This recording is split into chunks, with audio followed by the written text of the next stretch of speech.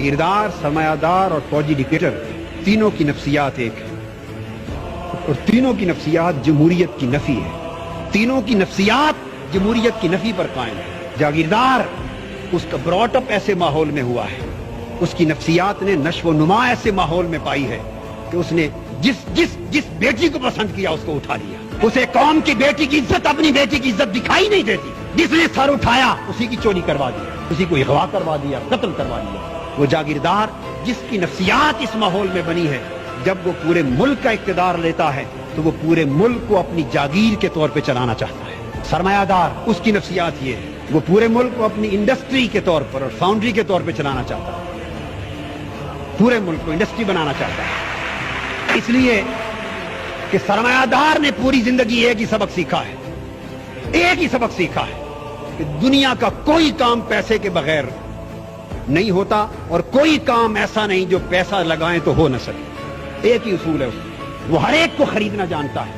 एक चपरासी से लेकर बिजली के लाइनमैन तक, एक आईटीओ से लेकर इनकम टैक्स के कमिश्नर तक, उसने हर एक को पैसे से खरीदना सीखा है।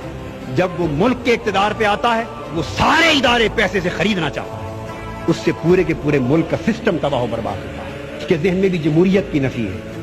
और फौजी डिक्टेटर उसने भी जिंदगी भर एक ही बात सीखी है कि जो हुक्म दूं आगे नो की किसी को जुर्रत ना हो।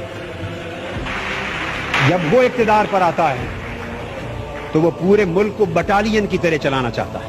48 साल में मुल्क की ज़मान इख्तिदार बदल बदल के इन 3 तबकात में रही। यही वजह है कि चेहरे ही बदलते रहे हैं। निजाम न बदलना था न बदल सका और न बदलेगा जब तक इख्तिदार की कुर्सियों पर जागीरदार, सरमायादार, वडेरे काबिज हैं।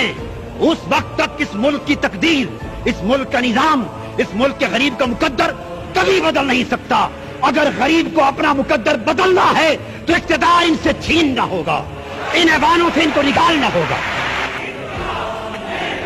इनकलाब नारों से भी नहीं आएगा। इनकलाब खून मांगता है, खून मांगता है। इनकलाब कुर्बानियां मांगता है।